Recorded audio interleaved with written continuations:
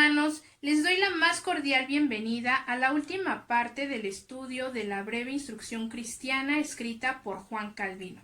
El tema concreto que vamos a ver el día de hoy es el capítulo 6, que se titula Del orden de la Iglesia y la sociedad. Para ello, mi esposo Abraham estará también compartiendo en este estudio el día de hoy. Queremos iniciar diciendo que no hemos consultado fuentes externas para la realización de este estudio, sino que nos hemos remitido únicamente a dos documentos escritos por Juan Calvino, que justamente es el de la breve instrucción y el de la institución de la religión cristiana, que es la misma obra pero más extendida y explicada más ampliamente. Hermanos, no necesitamos la necesidad de recurrir a nada más que al pensamiento de este reformador y su base bíblica, su respaldo bíblico, ¿sí? Quisiera decirles y digamos que adelantarles que en algunas partes, mientras estaba leyendo pues este documento, estaba yo encantada. La verdad es que toda mi atención se centró porque por momentos Calvino se muestra serio, por momentos se muestra un poco autoritario, por momentos se muestra jocoso y por otras irónico y por otras verdaderamente utiliza un lenguaje bastante fuerte.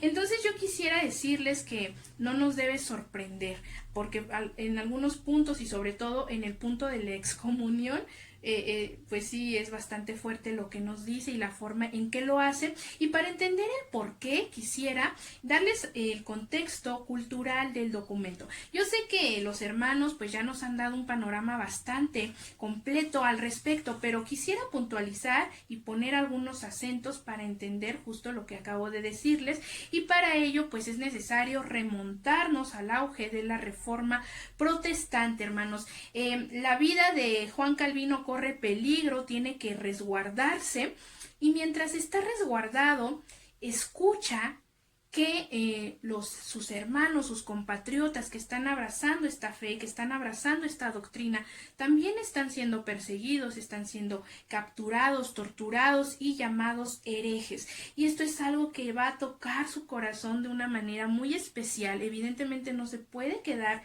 callado sin hacer nada. Y hermanos, pues esta es una de las razones que van a moverlo a escribir este documento tan importante. Sin embargo, no es la única razón. Va a decir Juan Calvino: yo veo en mis compatriotas franceses un hambre de Jesucristo, una necesidad, pero muy poco conocimiento de él. Entonces él lo que va a querer en primera instancia pues es dar a conocer la palabra por medio de la doctrina. Y es muy interesante también decir que en el año de 1541 hace una reedición al francés, es decir, no va dirigido únicamente para los grandes teólogos, sino también para las ovejas. Las personas sencillas también pueden tener acceso pues a este documento, y eso es algo muy importante, ¿verdad, hermanos? Entonces las dos grandes motivaciones para escribirlo es el amor hacia sus hermanos y la necesidad de compartir pues esta doctrina, y la otra es la de defender, porque están llamando herejes a los que están abrazando esta doctrina que podría parecer nueva, pero va a decir Calvino: no es nueva, es nueva para ustedes, ¿verdad? Que en este momento recordemos que la iglesia está completamente corrompida, hermanos. Entonces lo que se intenta hacer, de hecho, los reformadores en un primer momento no querían separarse de la iglesia, lo que ellos querían únicamente era depurarla, reformarla, y no tenían la intención de hacer esta separación. Sin embargo, se encuentran con la oposición, como podemos ver, ¿verdad? Justo por eso está siendo perseguido, se encuentran con la oposición y por este motivo pues hay una separación. Sin embargo, esta no era la intención. Sin embargo, pues Calvino ve entonces una necesidad de defender esta doctrina que pues no es nueva, sino que más bien no la reconocen, está tan deformada, ¿verdad?, que ya no se puede reconocer. Sin embargo, el evangelio va a decir: no es nuevo, simplemente lo estamos rescatando. Y pues esto es importante de decir, y pues en esta defensa que él va a hacer, pues es por eso que escribe de esta manera y no debe sorprendernos. Y una vez dicho esto, hermanos, pues vamos a comenzar ahora sí ya de lleno a los temas. Hermanos, vamos a iniciar ya de lleno en materia con la sexta parte, que es del orden de la iglesia y la sociedad, y pues en concreto el subtema es los pastores de la iglesia y su autoridad, ¿sí? Entonces vamos a entrar de lleno al documento. Calvino es bastante claro y tajante y lo voy a dejar aquí.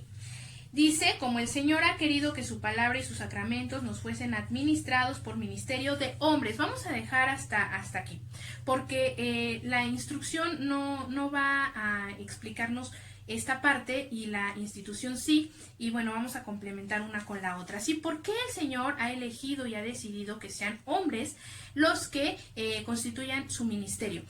Bueno, Calvino nos va a decir, a ver, vamos a aclarar, no es que los hombres sean realmente necesarios y que sin ellos la palabra no pueda ser predicada, expuesta y dada a conocer. Por supuesto que no, él pudo haberse valido, pudo haber utilizado a sus ángeles o a su mismo ser para lograrlo. Su prominencia del Señor es suficiente para dar a conocer su palabra. Sin embargo, hay motivos profundos por los que Él ha decidido que sean los hombres los que instauren su ministerio. Hermanos, les pido por favor que vayamos a 2 de Corintios para ver un poquito más a profundidad y validados de la palabra. 1 de Corintios 3:16. Dice así, ¿no sabéis que sois templos de Dios y que el Espíritu de Dios mora en nosotros? Y 2 de Corintios 6:16, porque vosotros sois templos del Dios viviente, como dijo Dios, habitaré, andaré entre ellos y seré su pueblo y ellos serán mi pueblo. Entonces, Calvino está aquí advirtiendo una relación de amor, ¿sí? Es por amor, nos está diciendo que nosotros somos templos de Dios. Y pues esto, hermanos, no es porque realmente esto lo merezcamos, sino es por la gracia y el amor de Dios, ¿verdad? Entonces, es un vínculo especial que el Señor tiene con los hombres y que tiene a bien, ¿verdad? Que aunque el hombre es corruptible, ¿verdad? Y malo por naturaleza, Él lo usa para un fin muy especial. Ahora, hermanos, el segundo punto que quisiera compartir con ustedes, que nos menciona Calvino, es la humildad. Nos enseña a obedecer su palabra, aunque sea predicada por hombres semejantes a nosotros. Si Él hablase desde el cielo, ¿no sería maravilla que todo el mundo aceptase su voluntad con temor y reverencia? Porque ¿quién no quedaría vislumbrado por su infinita claridad? ¿Quién no quedaría atónito al ver su potencia? Sin embargo, cuando es un simple hombre de humilde condición y desprovisto de autoridad de su propia persona, quien habla en el nombre de Dios, entonces demostramos nuestra humildad. Y nos pone aquí un texto, 2 de Corintios 4:7, pero tenemos este tesoro en vasos de barro, para que la excelencia y el poder sea de Dios y no de nosotros. ¿Verdad, hermanos? Entonces nos da humildad el que otros hermanos semejantes a nosotros mismos prediquen esta palabra.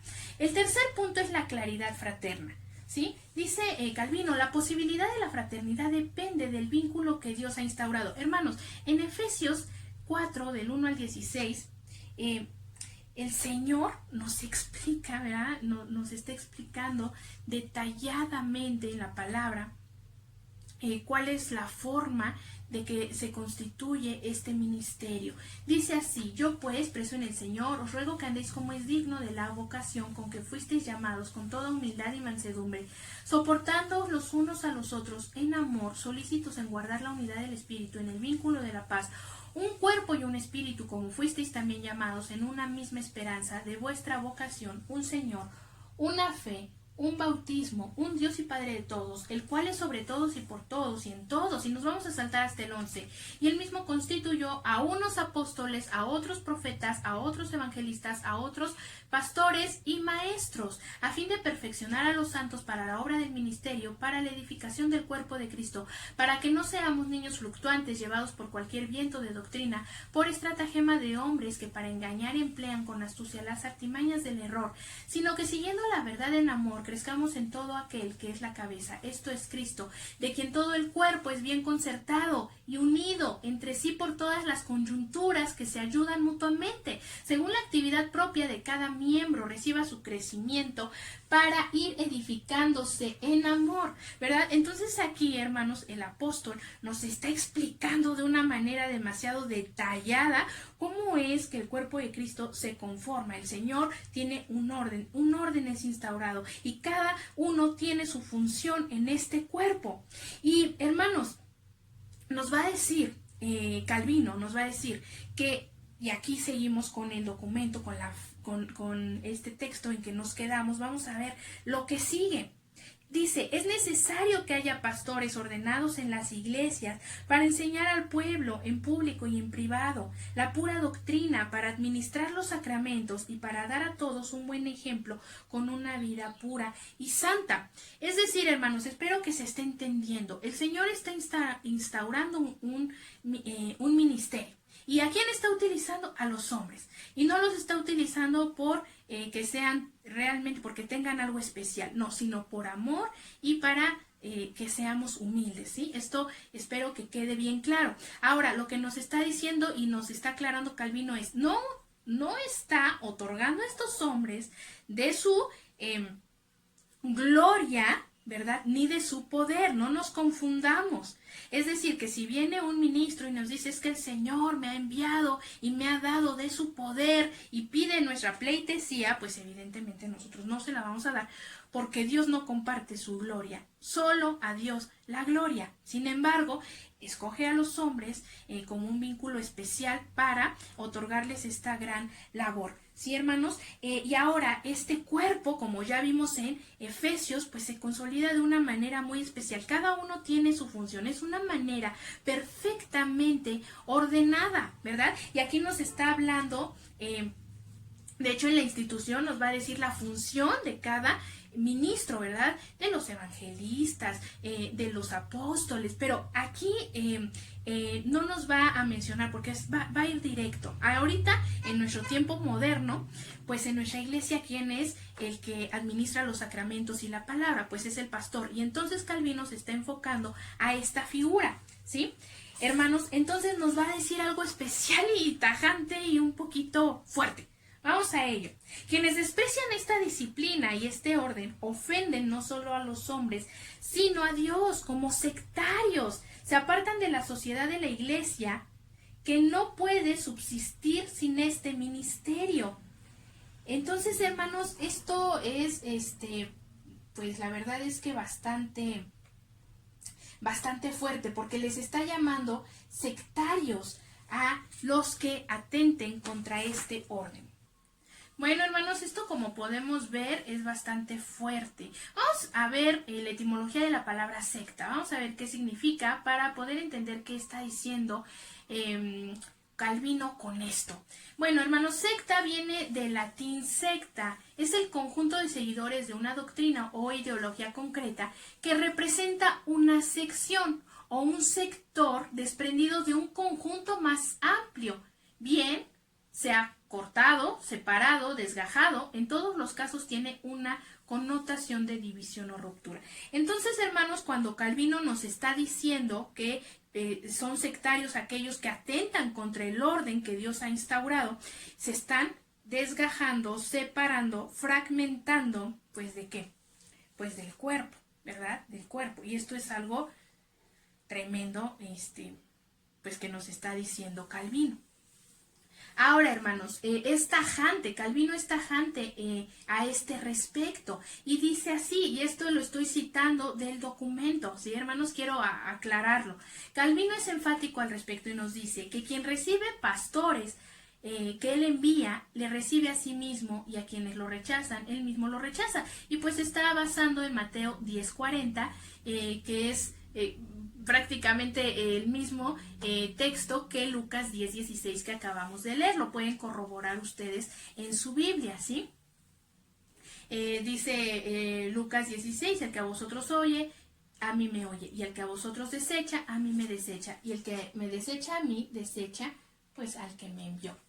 Hermanos, los pastores han recibido, dice Calvino, el mandamiento de atar y desatar con la siguiente promesa: todo lo que ligareis en la tierra será ligado en el cielo, y todo lo que desatareis en la tierra será desatado en el cielo. Cristo precisa que ligar es retener los pecados y desatar es remitirlos.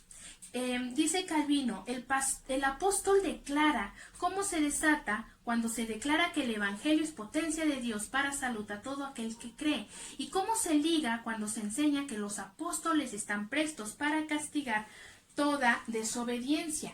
La suma del Evangelio es que somos esclavos del pecado y de la muerte, que hemos sido librados y desligados de él por la redención que hay en Jesucristo. Quienes no le reciben como Redentor están sujetos de nuevo a los lazos de una más severa condenación, ¿sí?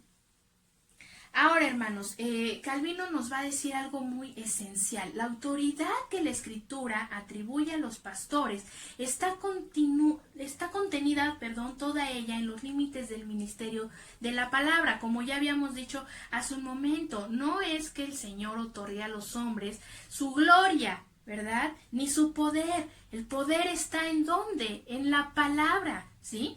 Pues Cristo, a decir verdad, nos ha dado toda autoridad, no ha dado toda autoridad a los hombres, sino a la palabra, por medio de la cual ha hecho servidores a estos hombres. Y esto, hermanos, pues es lo que habíamos dicho, ¿verdad?, hace un momento, con respecto a que los hombres son instrumentos, ¿verdad? Son los vasos de barro que resguardan un gran tesoro, pero este tesoro, ¿verdad?, es la gloria de Dios, y el poder y la autoridad está en la palabra, y aquí lo está reiterando nuevamente.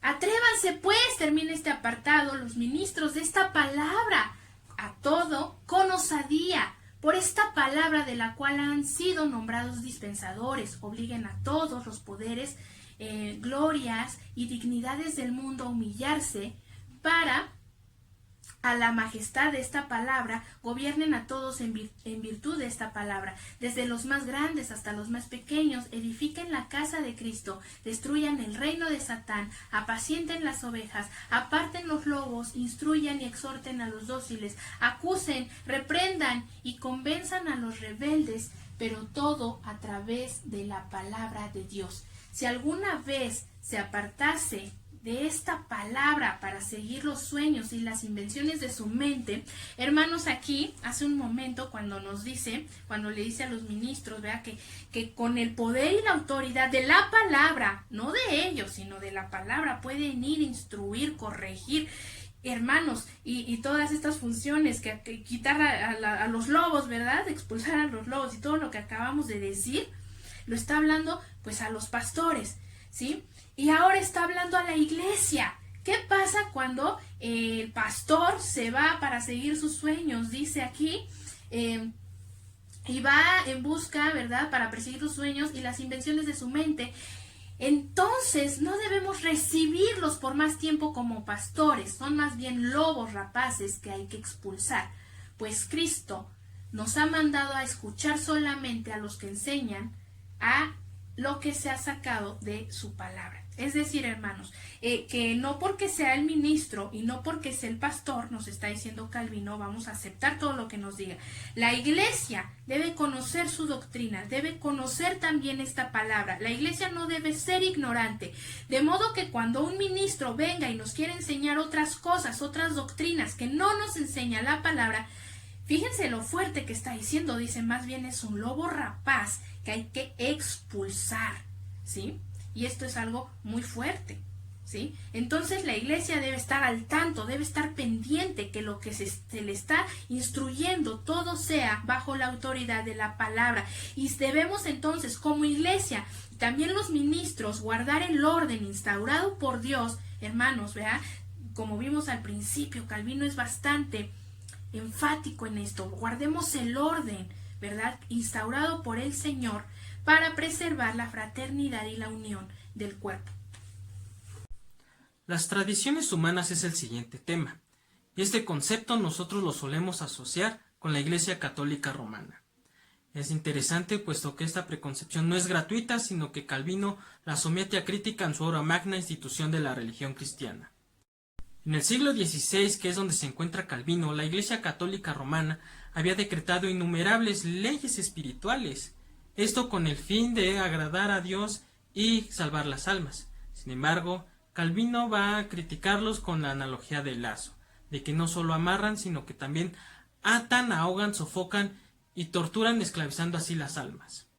El concepto de tradición tiene un enfoque negativo en el Nuevo Testamento, principalmente en Mateo 15 y en Marcos 10, pero en Mateo 15 en los versículos 2, 3 y 6. Aquí se nos narra que los fariseos iban con Jesús con la intención de reclamarle, diciéndole que los discípulos no están siguiendo las tradiciones, a lo que Jesús responde, cito, ¿por qué también vosotros quebrantáis el mandamiento de Dios por vuestra tradición? Esta pregunta es muy interesante si lo vemos, hermanos, porque aquí está el meollo del asunto que también va a retomar Calvino. Los judíos tenían una ley, como ya se ha visto en clases anteriores. Esa ley se mandó por Dios de manera escrita. Sin embargo, los fariseos crearon su propia tradición, que esta es la tradición oral. Esa tradición oral tenía la función de proteger la tradición escrita. Sin embargo, lo que hicieron los fariseos fue darle más importancia a la tradición oral a la tradición escrita. Por eso cuando Jesús les dice en este mismo capítulo de Mateo, porque Dios mandó diciendo, honra a tu padre y a tu madre, pero vosotros decís, cualquiera que diga a su padre o a su madre, es mi ofrenda a Dios todo aquello con que pudiera ayudarte, y a nadie honrar a su madre o a su padre. Así que habéis invalidado el mandamiento de Dios por vuestra tradición. Jesús los llama hipócritas, como había profetizado Isaías, que él dijo, este pueblo de labios me honra, mas su corazón está lejos de mí, pues en vano me honran enseñando como doctrinas mandamientos de hombres. ¿Cuál es el problema teológico que ve Calvino en relación a la crítica que hace Jesús a los fariseos? Bien, la tradición oral de los fariseos se había constituido como un sistema legalista estéril, vano y mecanicista en torno a la relación con Dios. Es decir, es una reducción de la comunión con Dios a meras formas instructivas en las que no se buscaba a Dios sino a sí mismos. Es por ello que la crítica que hace Calvino a la Iglesia Católica Romana en su moderación del poder al momento de crear indeterminadamente leyes espirituales que concretarían la tradición, la autoridad de la Escritura se funda en lo que decreta la Iglesia. Y esto es una herejía porque también está suponiendo la salvación mediante por obras, mas no la justificación de la fe. Calvino nos advierte de las tradiciones humanas como lo conciben los católicos, que son disposiciones que sirven de vínculo para la conservación de la paz y la concordia, para el mantenimiento del orden y la honestidad en la asamblea cristiana. Termina así. Dicha noción aparentemente suena agradable a todo cristiano, pero en realidad Calvino la traduce y nos la describe como leyes hechas por hombres sin palabra de Dios, con el fin de prescribir el modo de honrar a Dios o para obligar a las conciencias como si se tratara de cosas necesarias para la salvación. Termina cita. Las tradiciones humanas, en tanto que creación de los hombres, los sitúa Calvino en el orden de las invenciones humanas. Estas invenciones son ilícitas al momento de obligar a las conciencias a sus leyes. Hay que tener cuidado en discernir que no se trata de una discusión de orden política, sino solamente se trata de que Dios sea honrado de acuerdo con el orden que Él ha establecido y que quede salvo la libertad humana, que se refiere a Dios. De esta manera, asaltan y violan el reino de Cristo, puesto que la libertad que Él dio a la conciencia de los fieles es del todo oprimida y destruida. Calvino sostiene que no se puede obligar a las conciencias con cosas que Cristo ya ha dado libertad, y cosa que la Iglesia Católica Romana se esfuerza en imponer y esclavizar. ¿Esas leyes pueden imponerse a la conciencia de los fieles?, se pregunta Calvino. Sin embargo, para ello da su definición de conciencia. Él está de acuerdo en la definición etimológica de esta como un alcance entre el entendimiento y la razón que da noticia de las cosas que sabemos. No obstante, Calvino admite otra índole de la conciencia, que es como testigo del sentimiento del juicio divino, que no le permite ocultar sus pecados, sino que los hace patentes delante del tribunal del juez. A ese sentimiento se le llama conciencia. Es una realidad intermedia entre Dios y los hombres que no permite que la persona oculte en sí misma lo que sabe, sino que la persigue hasta reconocer su falta. Aquí Calvino está pensando en el célebre pasaje de Romanos 2:15. Por ello, el teólogo también cita el célebre proverbio del latino Quintiliano que dice: la conciencia es como 1000 testigos. Calvino le da mayor peso a la conciencia bíblica que en su significación clásica, mientras que en el segundo se trata de un simple conocimiento que puede permanecer en el hombre como encerrado. En cambio, la conciencia bíblica hace comparecer al hombre delante del juicio de Dios como un guardia puesta al hombre que mira y observa todos sus secretos para que ninguna cosa quede escondida. Así como nuestros actos tienen relación con los hombres, así igualmente la conciencia tiene relación con Dios, de manera que una buena conciencia no es otra cosa que una integridad interior del corazón. Con base en el principio de libertad de conciencia que nos ha dado Jesucristo a todo creyente, es por ello que es inaceptable volver al yugo de la esclavitud que está imponiendo la Iglesia Católica Romana, pues dirige a las conciencias a un nuevo tipo de judaísmo o paganismo que es inadecuado e inútil para la salvación y culto de Dios. Es por ello que Calvino nos instruye a rechazar todo tipo de práctica creada por hombres que pretendan las finalidades antes mencionadas, y nos da una regla general en la vida de las iglesias reformadas: hágase todo decentemente y con orden, de la primera carta de Corintios, capítulo 14, versículo 40. No obstante, esto no quiere decir que rechacemos la tradición en sí misma. Pablo nos dice que todo nos pertenece, pero somos de Cristo y Cristo de nosotros. Eso quiere decir que, visto desde el enfoque de las tradiciones humanas, hay indisolublemente un desarrollo de las acciones humanas con el Evangelio. La tradición de la Iglesia ha demostrado un enorme poder para purgar, reformar y redirigir a sí mismas a la luz de la tradición original de las Escrituras, y la Reforma es un claro ejemplo de ellas. Vamos a ver ahora entonces, hermanos, el subtema de la excomunión. Nos va a decir Calvino que en la iglesia hay la necesidad de la disciplina. Nos va a decir que las autoridades civiles pues tienen la cárcel como un método de castigar a la gente, ¿verdad?, que falta a la ley. Pero la iglesia, ¿cuál es el método de la iglesia? Pues de hacer valer la disciplina cuando se falta al orden de la iglesia o se cometen faltas pues en la vida, ¿verdad?, de los creyentes. ¿Qué es lo que se debe hacer?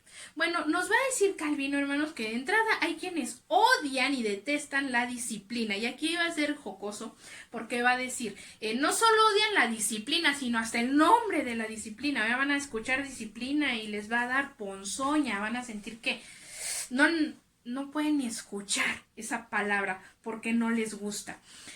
Sin embargo, nos va a decir que no hay sociedad ni familia, por más pequeñita que sea. Mi familia se conforma por dos, por Abraham y yo. Va a decir, bueno, ni en esta familia tan pequeña debe faltar la disciplina, no funciona. No es posible que cada quien haga lo que quiera, ¿verdad?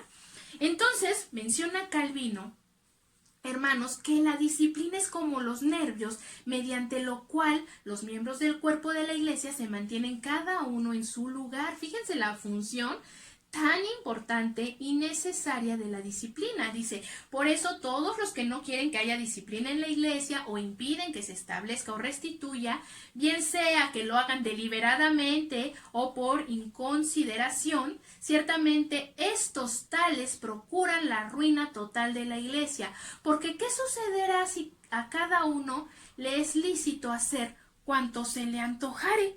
¿Verdad? Esto, pues no, ¿qué pasaría, verdad? Y está diciendo que esto no se puede hacer, esto no se puede permitir en la iglesia.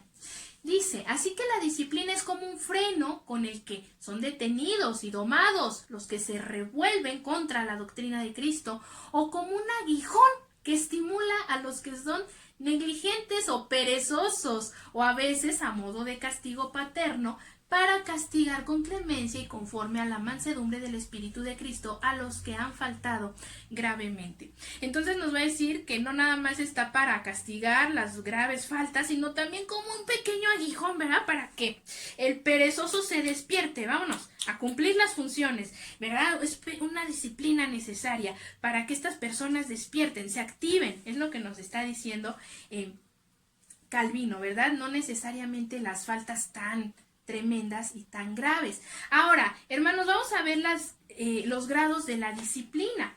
Dice Calvino, si alguno no cumple con su deber voluntariamente, o se conduce mal y no vive honestamente, o hace algo digno de reprensión, que tal persona consienta en ser amonestada, es decir, pues aguanta la amonestación porque tú mismo sabes que no estás haciéndolo correctamente. Y hermanos, dice que cuando el asunto lo requiera, usted también tiene la posibilidad, la facultad de amonestar a su hermano. Dice sobre todo los pastores y los presbíteros, ¿verdad? O sea, usted también lo puede hacer, pero sobre todo el pastor y los presbíteros valen por esto, pues su oficio no es solamente predicar al pueblo, sino también amonestarlo y exhortarlo, y en particular en sus casas. ¿Y por qué está diciendo, hermanos, que en las casas? Bueno, lo está diciendo porque nos va a decir que hay un primer momento de la disciplina, que es que no debe ser por capricho del pastor ni de los ministros, sino porque realmente hay una falta incurrida que está ocurriendo, más bien, ¿sí? Entonces, va a ir con algunos de los ministros, no solo, a la casa de la persona que está faltando, y en privado va a ser amonestada. Pero ¿qué pasa si esta amonestación pues no es escuchada y la persona sigue haciendo el mal? ¿Verdad? Va a decir entonces que se necesita una amonestación pública. Si alguno obstinadamente desecha tales amonestaciones o prosiguiendo en su mala vida demostrare menospreciarlas, manda a Cristo que este tal, después de ser amonestado por segunda vez delante de testigos, sea llamado ante el juicio de la iglesia, para que si tiene respeto a la iglesia se someta a su autoridad y obedezca. Y si aún así, hermanos, si no tiene respeto por la misma iglesia, ya siendo exhibido ante todos, ¿verdad? No le da vergüenza y no cambia estas actitudes, entonces sí, debe ser ejercida la excomunión, ¿sí? Dice así, mas ni siquiera así se consigue corregirlo y persevera en su maldad, entonces ordena el Señor que a este individuo, como despreciador de la iglesia, se le arroje de la compañía de los fieles, hermanos. Y esto pues es bastante fuerte, ¿verdad? Bastante fuerte, porque dice que se le arroje de la compañía de los fieles. ¿Cuál es el fin de la disciplina? No profanar la iglesia y la cena, dice Calvino. 3 son los fines que la iglesia persigue con semejantes correcciones, ¿verdad? Tremendo. Y con la excomunión. El primero es para que los que llevan una vida impía y escandalosa no se cuenten con afrenta a Dios en el número de los cristianos. Es decir, no los queremos aquí en el conjunto de los cristianos, que no se cuenten como uno de nosotros, como si su iglesia, como si su santa iglesia fuese una agrupación de hombres impíos y malvados, porque siendo ella el cuerpo de Cristo, no puede contaminarse con semejantes miembros corrompidos sin que alguna afrenta recaiga también sobre la cabeza.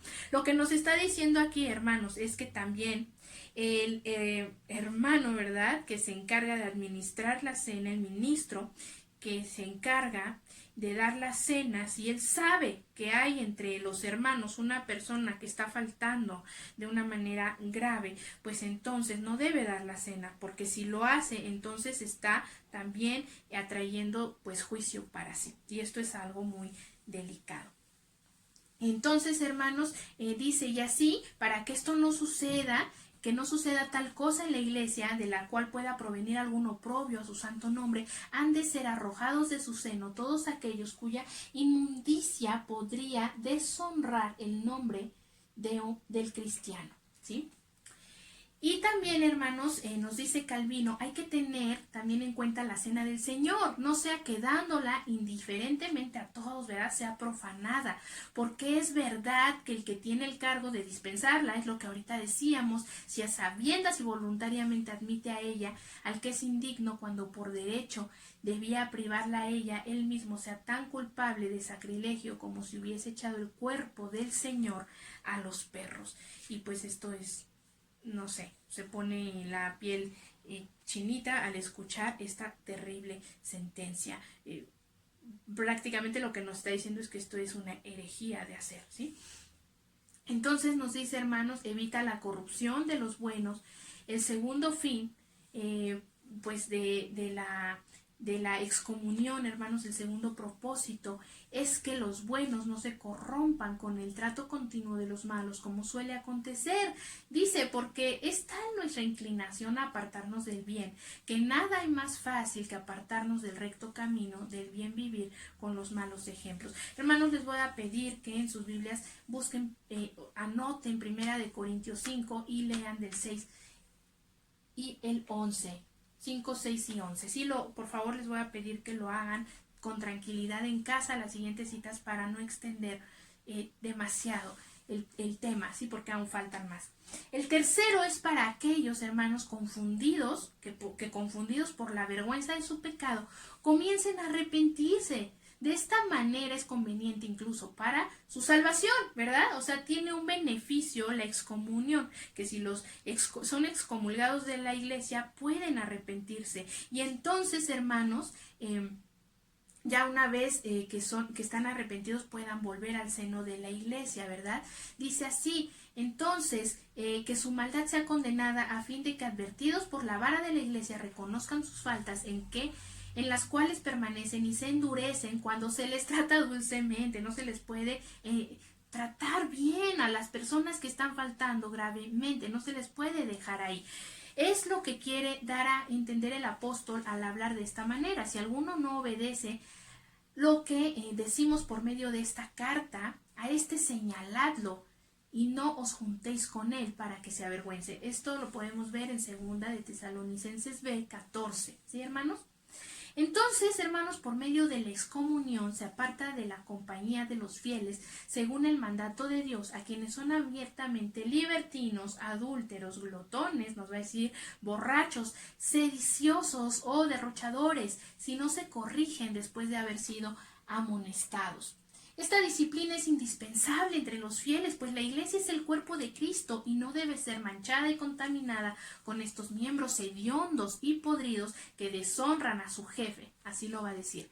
El contacto frecuente con estos malvados no debe corromper y echar a perder a los santos, como ocurre a veces. Si los malos se enmiendan, la iglesia les recibe de nuevo con dulzura en su comunión y en su participación de esta, de la que habían sido excluidos, para que nadie menosprecie obstinadamente el juicio de la iglesia, ni se muestre indiferente a la condenación dictada por la sentencia de los fieles. No es la manifestación de su propia sentencia, y lo que ellos pronuncian en la tierra es ratificada en los cielos. Es la palabra de Dios que da poder de condenar a los perversos, y del mismo modo que da el poder de recibir la gracia a los que se corrigen. Es decir, es la palabra la que condena, no es el ministro. Y cuando es aceptado nuevamente, porque la persona ya se ha corregido y se ha arrepentido, es la palabra. Nuevamente lo vuelve a decir, es recibir la gracia de los que se corrigen. ¿Sí, hermanos? Entonces, hermanos, les voy a poner un ejemplo al respecto de esto que es muy importante. No debemos menospreciar lo que estamos aprendiendo en este apartado de la excomunión, ¿sí? Hermanos, todos creo que sabemos todos estos rumores a voces, ¿verdad? Que todos hemos escuchado con respecto a la Iglesia Católica Romana, en que pues hay una red de pedofilia, ¿verdad? Hay sacerdotes que abusan de niños, que violan niños, y esta corrupción de la que hablábamos al principio, hermanos, pues no es ningún secreto que sigue estando presente, ¿verdad? Y tampoco es un secreto que se escucha, que muchas veces estos violadores son ocultados y cambiados de una parroquia, de una iglesia a otra, para que no puedan ser hallados o sometidos al juicio que merecen. Sin embargo, por eso es tan importante lo que nos está diciendo Calvino. Hay que cortar, hay que expulsar, no hay que contarlos entre nosotros. ¿Por qué? Porque van a contaminar a los demás, porque no podemos contarlos entre los cristianos. No les des la Santa Cena, no lo trates bien, con dulzura, como si nada estuviera pasando. Tal vez puede que en esta excomunión se arrepienta, se avergüence, y antes de llegar a la excomunión, ¿verdad? Hay diferentes pasos por los que hay que pasar. No es como que, pues cometiste una grave falta o una falta y inmediatamente viene la excomunión. No, hay pasos a seguir, hay lineamientos, hay un orden para la disciplina. Sin embargo, cuando esto ya rebasa estos límites, entonces viene la excomunión y es necesario que la disciplina sea llevada a cabo y que no se solapen actos corruptos dentro de la iglesia. ¿Sí, hermanos? Es lo que nos está diciendo Juan Calvino en este apartado de la excomunión. El último tema es sobre los magistrados. Este último apartado es completamente diferente en relación con todos los demás temas que se han visto en el opúsculo de Calvino, Breve Instrucción Cristiana. De la misma manera que en su famosa obra Institución de la Religión Cristiana, a lo largo de sus 80 capítulos en 4 grandes libros, podemos apreciar en la sección de los magistrados, lo trata en el capítulo final de esta importante obra bajo el título de la potestad civil. Ahora, ¿cuál será esta importante diferencia que nos confiesa Calvino? Él dice que a lo largo de su obra había designado 2 formas de gobierno en el hombre. La primera reside en el alma o en el hombre interior, que se refiere a la vida eterna. La segunda gira en torno a la ordenanza de la justicia civil, reforma de costumbres y conducta exteriores. Calvino reconoce que se trata de una cuestión que parece no competir a los teólogos, sino a los filósofos políticos y estudiosos del Estado y el gobierno, porque no trata de materia sobre la fe y el verbo divino. Es por ello que se tiene la intención por exigencia del movimiento reformado asumir una postura política. La reforma protestante, a pesar de ser un movimiento religioso, influye un gran cambio en la transformación de los estados europeos y una gran repercusión en Occidente. Tanto Lutero como Calvino se encontraron en un punto en el que se vieron obligados a dar consejo e instrucción en ciertas situaciones prácticas. Calvino nos va a argumentar que hay bases bíblicas en la enseñanza política a la luz de la teología reformada.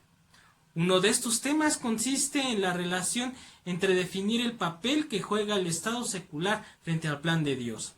Tenemos que tomar en cuenta que en estos siglos de la historia universal está sucediendo el Renacimiento, y una de las aportaciones más importantes es la separación entre Iglesia y Estado. Podríamos cuestionar al respecto, ¿por qué el movimiento reformado no argumentó a favor de una unidad de Iglesia y Estado si todo pertenece a Dios? La cuestión radica en el hecho de que dicha concepción de tal magnitud se había llevado a cabo por parte de la Iglesia Católica Romana al comprender una visión del mundo cuya autoridad suprema era el Estado papal como eje rector que estaba encima de los reinos europeos, usurpando con ello el poder de Dios en su gobierno y conservación. Calvino parte de un fundamento bíblico que se encuentra en Mateo 22:21b. Dad pues a César lo que es del César y a Dios lo que es de Dios. Para Calvino, teológicamente se indica la existencia de 2 planos, el de la obediencia a la autoridad de Dios desde la fe y el de la sujeción a las leyes civiles. En el reino espiritual es enteramente libre, en cambio en el reino temporal se encuentra uno sometido por completo. Podemos observar, hermanos, que en el hombre el gobierno es doble, uno espiritual y otro civil. No se trata de planos opuestos, sino que el hombre pertenece tanto a la tierra como al cielo, a lo terrenal y a lo eterno, sometido a la ley secular y el templo del Evangelio, y a una capacidad racional y también capacidad de fe. El hombre es miembro y parte de una iglesia, de un cuerpo de Cristo, pero también es súbdito de una autoridad temporal de magistrados y leyes seculares.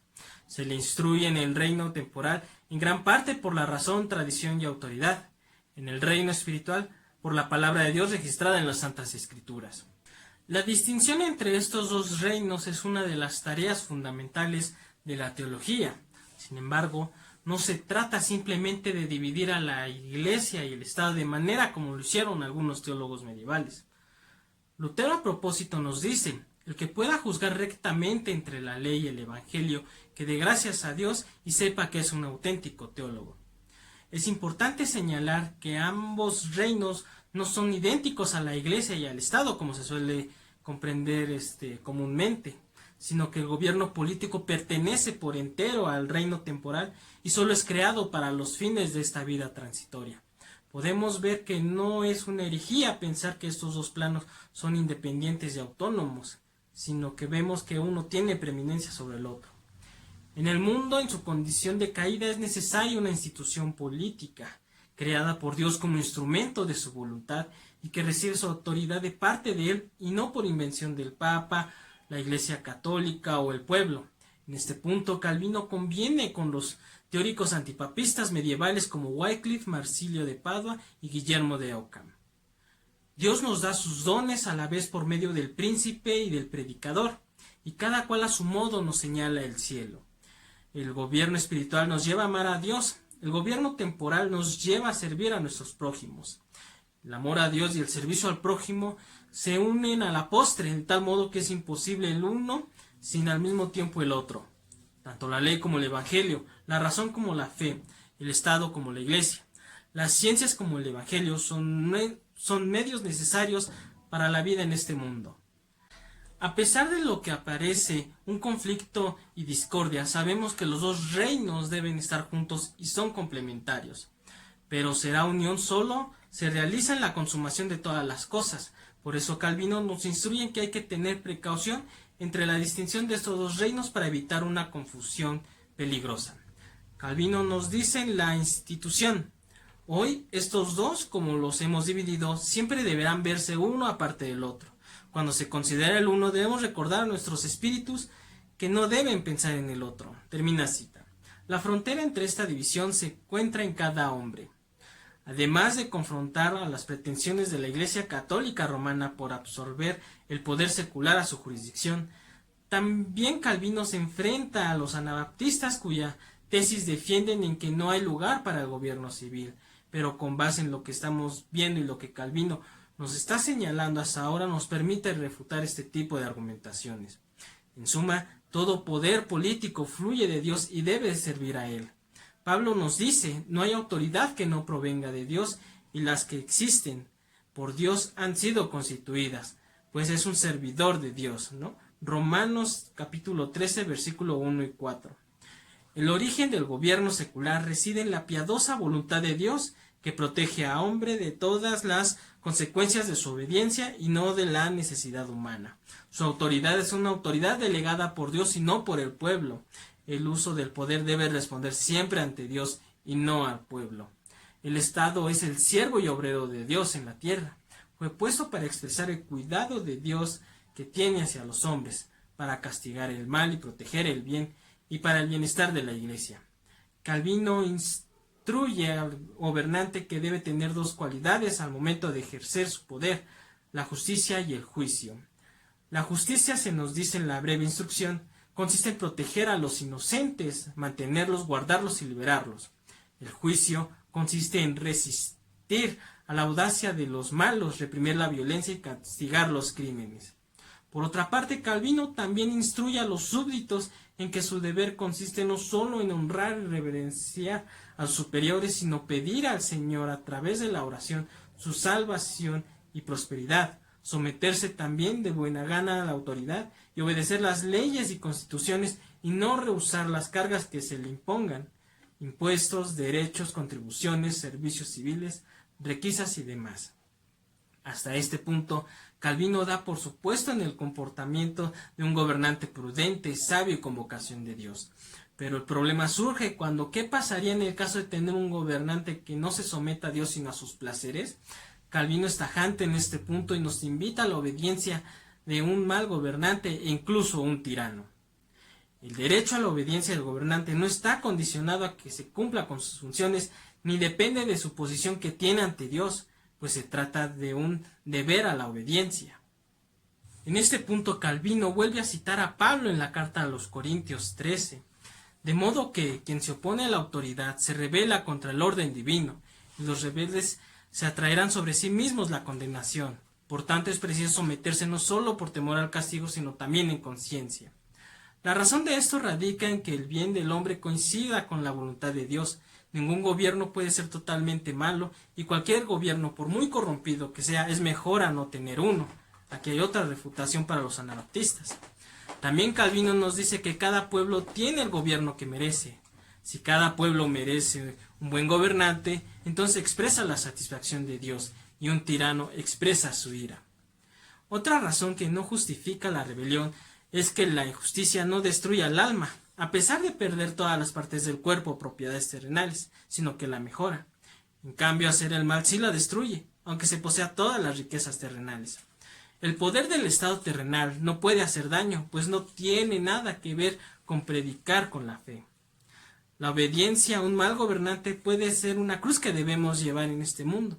Pagar con mal es desobedecer a Dios y dañar nuestra alma a la resistencia que implica la usurpación del poder que Dios ha dado a este mundo y por tanto sería ilegítima. La obediencia constituye la base de una sociedad estable. A pesar de todo, el cristiano se ríe del tirano mientras le obedece.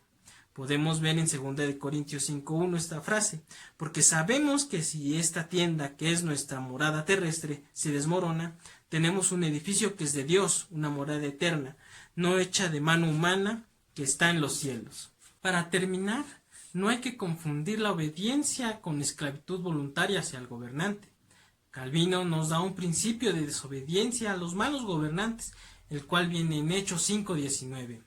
Hay que obedecer a Dios antes que a los hombres. La desobediencia no hay que confundir con una rebelión violenta, pues supone una rebelión ante Dios y eso nos aparta de la comunión con Él. Pues el caso que permite la resistencia pacífica, según Calvino, es permisible en el momento en que se obligue al hombre a actuar en contra de las enseñanzas de la palabra de Dios. Bueno, pues hasta este punto termina el estudio de la breve instrucción cristiana.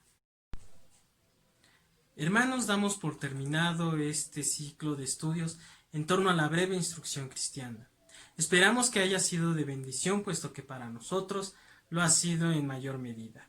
Estudiar a Calvino, tanto en la breve instrucción como en la institución de la religión cristiana, es todo un reto y un deleite para nuestro tanto entendimiento como nuestra relación con Dios.